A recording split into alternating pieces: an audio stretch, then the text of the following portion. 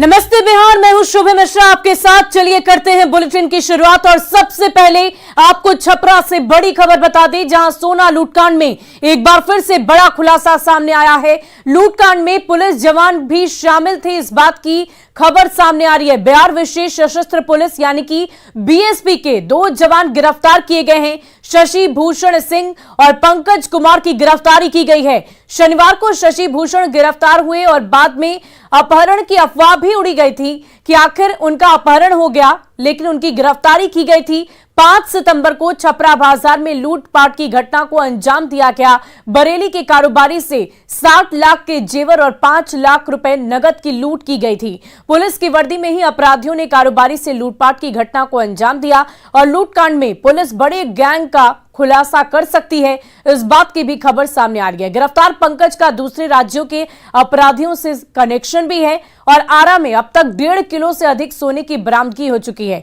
पटना में बिहार पुलिस के अगवा कांस्टेबल मामले में यह नया मोड़ सामने आ गया है, जहां पटना एसएसपी ने अपहरण की घटना से इनकार किया। दरअसल बीएमपी 5 में तैनात जवान यानी कि शशि भूषण सिंह सोना लूटकांड में शामिल रहा है। पुलिस सूत्रों के मुताबिक वो पुलिस की गाड़ी से कई जगहों पर सोना लूटकांड में शामिल रहा। पुलिस कांस्टेबल को छपरा पुलिस की स्पेशल इन्वेस्टिगेशन की गई। छपरा में हुए एक लूटकांड में भी पुलिस को इसकी तलाश थी। शशि भूषण की निशानदेही पर सोना बरामद किया गया है। वहीं छपरा में करीब 15 दिन पहले सोना लूट की बड़ी घटना को अंजाम दिया गया। शशि भूषण सिंह 8 सालों तक बिहार एसटीएफ में भी रह चुके हैं। वहीं शशि भूषण को उठाए जाने के बाद परिजनों ने उसके अपहरण की बात कही थी।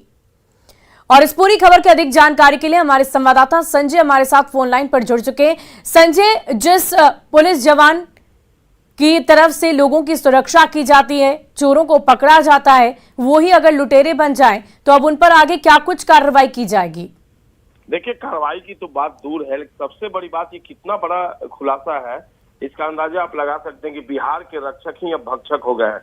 यानी जिन पुलिस कर्मियों की जिम्मेवारी कानून व्यवस्था को बनाए रखने की थी, वही कानून व्यवस्था को चुनौती देने में लगे हुए, ध्वस्त करने में लगे हुए हैं। कल दिन भर जिस तरीके से पटना में शशि भूषण सिंह, जो बीएमपी 5 बीएसएपी बिहार विशेष सशस्त्र पुलिस इसको अब कहा जाता है, वहां पर उसके अपहरण की बात सामने आई। पटना के एसएसपी तक परेशान रहे।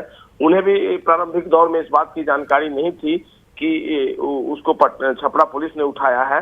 देर रात पटना एसएसपी ने न्यूज 18 से कंफर्म किया कि उसका अपहरण नहीं हुआ है। ज्यादा बातें उन्होंने नहीं बताई, लेकिन थोड़ी ही देर में खुलासा हो गया कि उसको छपरा पुलिस ने गिरफ्तार कर लिया है और छपरा पुलिस उसे आरा लेकर गई है। एक पंकज नाम का कांस्टेबल भी गिरफ्तार हुआ उसकी निशानदेही पर, और इन दोनों ने ही मिलकर पिछले 5 सितंबर को छपरा में कानून व्यवस्था को चुनौती दी थी। और पुलिस की वर्दी में, आप थोड़ा अंदाजा लगा लीजिए, पुलिस की वर्दी में बरेली के कारोबारी से 60 लाख रुपए 5 लाख कैश लूट लिए थे। तो एक बड़ा खुलासा है कि आखिरकार बिहार पुलिस में, हालांकि इसके पहले भी कई कांस्टेबल जो है वो आपराधिक गतिविधियों में शामिल रहे हैं, लेकिन उसके बाद पुलिस मुख्यालय ने सख्त रवैया अख्तियार किया था। अब ऐसे में एक बड़ा खुलासा हुआ है कि बिहार पुलिस के बीएमपी के जो जवान है, वो गैंग जो है, लुटेरा गैंग, उसमें इन्वॉल्व है और उनकी गतिविधि जो है वो खुद अपने ही डिपार्टमेंट को चुनौती देने में लगे हुए। देखना होगा आज इस पूरे मामले में छपरा पुलिस किस तरीके से खुलासा करती है और कौन कौन से लोग, कौन कौन से कांस्टेबल। बहुत बहुत शुक्रिया संजय हमारे साथ जुड़ने के लिए। आप नजर बनाए रखें, हम और भी अपडेट आपसे लेते रहेंगे। और चलिए अब अगली खबर जम्मू कश्मीर से आपको बता दें, ये बड़ी खबर सामने आ रही है। आतंकियों ने बिहार के 2 मजदूरों को गोली मार दी है। अस्पताल में दोनों ही मजदूरों को भर्ती कराया गया है। पुलवामा के खरपुरा रतनीपुरा में गोलीबारी की घटना को अंजाम दिया गया। बेतिया के शमशाद और फैजान कासरी के रूप में इन दोनों ही मजदूरों की पहचान की गई। घायल की पहचान, सुरक्षा बलों का सर्च ऑपरेशन लगातार जारी है। तो ये बड़ी खबर आपको जम्मू कश्मीर से बता रहे हैं, जहां एक बार फिर से आतंकी हमले में बिहार के 2 मजदूरों को गोली लग गई है और दोनों का ही इलाज इस वक्त अस्पताल में चल रहा है। वहीं जमुई से अगली बड़ी खबर, जहां ग्रामीण डॉक्टर का अपहरण कर लिया गया है। झाझा के चौकी जोर में ये अगवा किए गए हैं। वंशाटार गांव के रहने वाले हैं चंदन कुमार।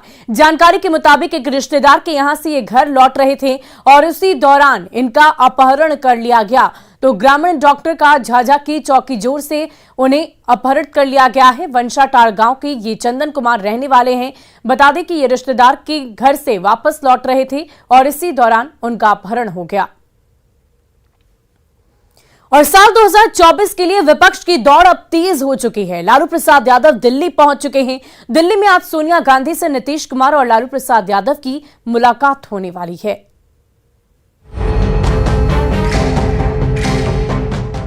दो 2022 में 2024 की सियासी रेस रफ्तार पकड़ चुकी है।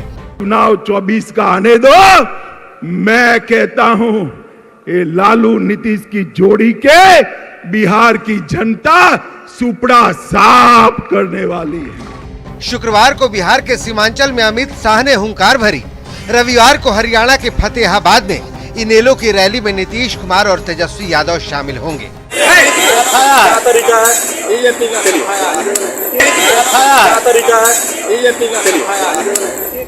आरजेडी के राष्ट्रीय अध्यक्ष लालू प्रसाद यादव शनिवार को दिल्ली पहुंच गए। रविवार को नीतीश कुमार और तेजस्वी यादव पटना से रवाना हो जाएंगे। फतेहाबाद के मंच पर नीतीश और तेजस्वी सहित विपक्ष के तमाम नेताओं का जुटान होने वाला है। रविवार को ही शाम के 6 बजे दिल्ली में लालू प्रसाद और नीतीश कुमार की मुलाकात कांग्रेस प्रमुख सोनिया गांधी से होगी। कल सोनिया जी से नीतीश जी और मैं दोनों आदमी सोनिया गांधी से मुलाकात होगी सर। हाँ। विपक्षी एकता की पूरी कोशिश है आप लोगों की? पूरा कोशिश है जी। तो क्या सफल हो पाएंगे? मुद्दा क्या रहेगा सर मुलाकात का? विपक्षी लोगों को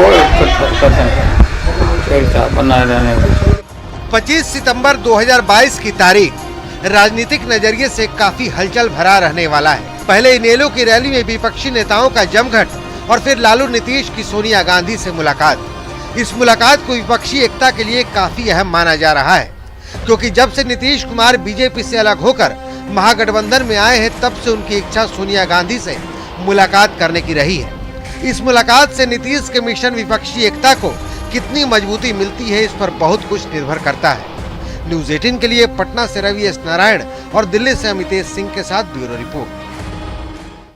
और मुख्यमंत्री नीतीश कुमार ने मुजफ्फरपुर में लेदर पार्क और इथेनॉल प्लांट का निरीक्षण किया। सबसे पहले सीएम ने शहर के बेला औद्योगिक क्षेत्र में लेदर पार्क का निरीक्षण किया है। लेदर पार्क से जुड़े उद्यमियों और जीविका दीदियों से बातचीत की और प्लांट में हो रहे काम की जानकारी भी ली। लेदर क्लस्टर से जीविका की 40 उद्यमियों को जोड़ा गया है। बेला के बाद मुख्यमंत्री मोतीपुर में बन रहे इथेनॉल प्लांट का भी निरीक्षण किया और अधिकारियों को कई तरह के अहम दिशा निर्देश दिए। सीएम की इस यात्रा के दौरान उद्योग मंत्री समीर महासेठ और वित्त मंत्री विजय चौधरी भी शामिल रहे। दीपक जी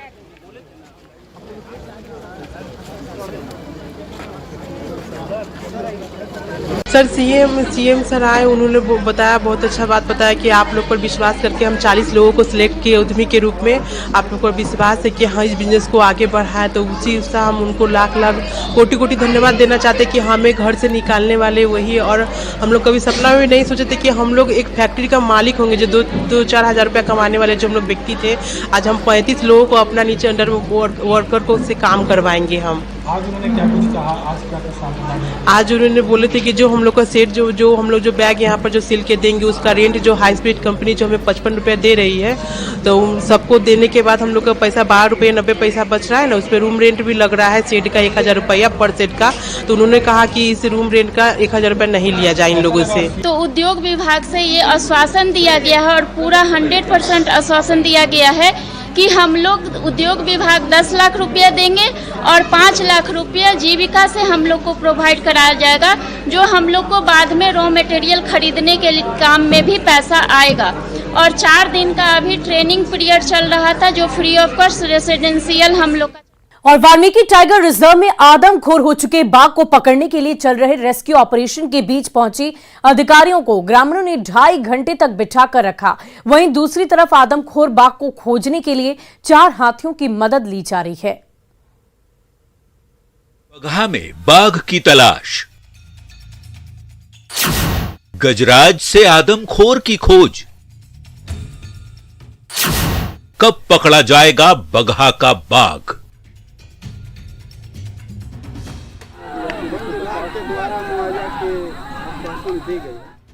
द्रोण, बालाजी, मणिकंठा और राजा, यही वो 4 गजराज हैं जिनके जरिए बगहा के आदमखोर बाघ की तलाश जारी है।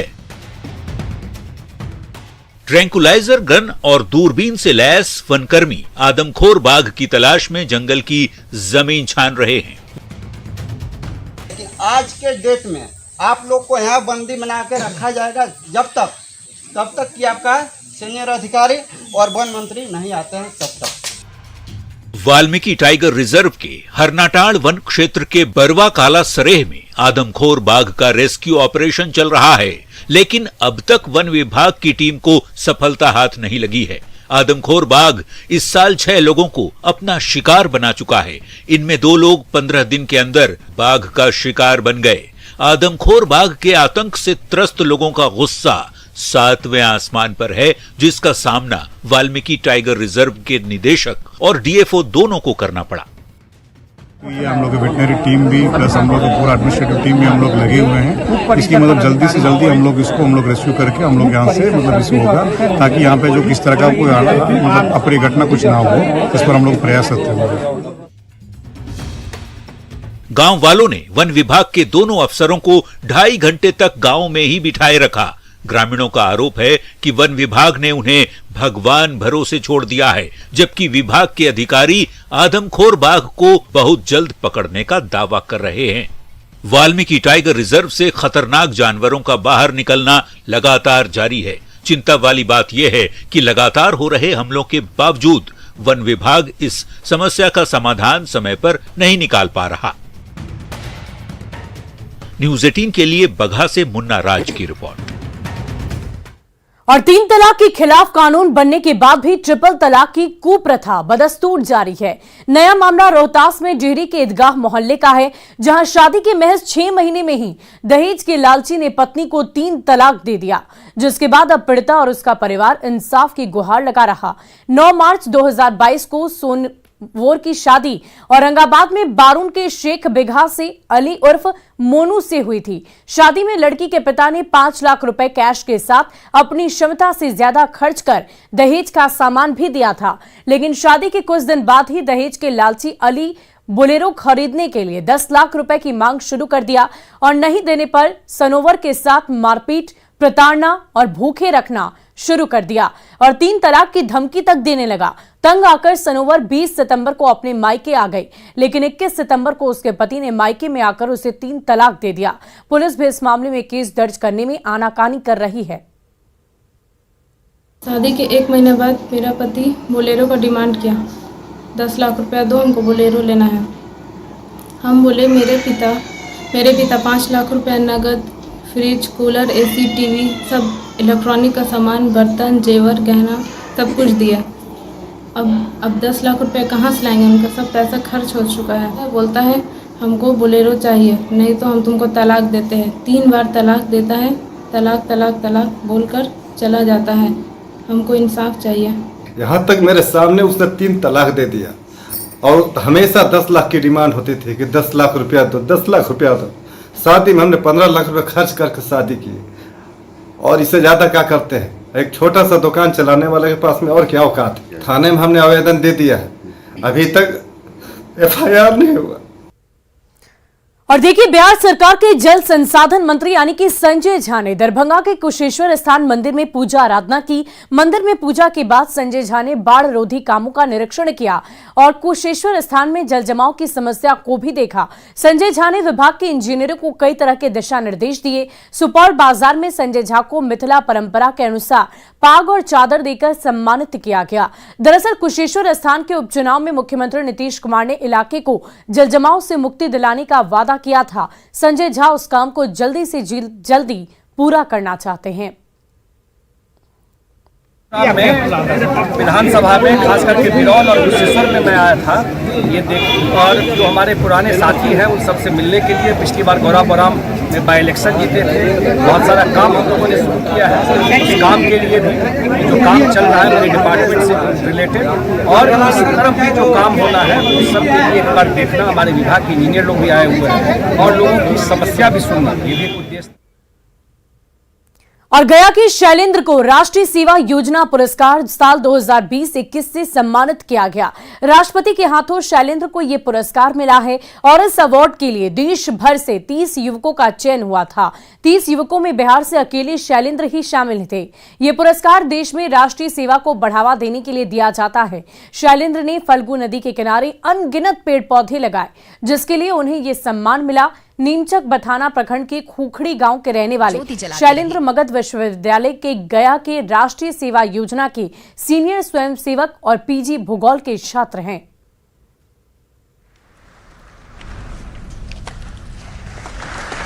हम सभी काफी खुश हैं और ये मिलने के बाद, पुरस्कार मिलने के बाद कई लोगों का बधाई आ रही है। मैं सभी को धन्यवाद करना चाहता हूँ। मैं और आगे भी मैं अपने समाज में के उत्थान के लिए, अपने राष्ट्र निर्माण में अपना योगदान देता रहूंगा। और आपको याद होगा कि 2 दिन पहले एनआईए ने अब तक का सबसे बड़ा ऑपरेशन चलाया था। 15 राज्यों में पीएफआई की 93 ठिकानों पर रेड मारी गई थी और इस ऑपरेशन के बाद पीएफआई के बड़े नेटवर्क और उसकी फंडिंग का खुलासा हुआ है। साथ ही सबसे बड़ा खुलासा यह हुआ कि जुलाई में पटना दौरे पर पहुंचे पीएम मोदी पीएफआई के निशाने पर थे। पीएफआई की बड़ी प्लानिंग डिकोड।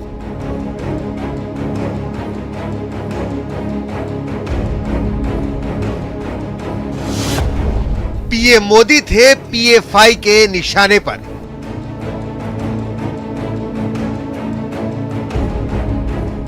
ये तस्वीरें इसी साल 12 जुलाई की हैं, जब प्रधानमंत्री नरेंद्र मोदी पटना में थे। एक तरफ प्रधानमंत्री नरेंद्र मोदी शताब्दी स्मृति चिन्ह का अनावरण करने पहली बार बिहार विधानसभा परिसर पहुंचकर इतिहास रच रहे थे, तो दूसरी तरफ पॉपुलर फ्रंट ऑफ इंडिया यानी पीएफआई ने साजिश की पूरी स्क्रिप्ट तैयार रखी थी। ये दावा प्रवर्तन निदेशालय ने अपनी जांच के बाद किया है।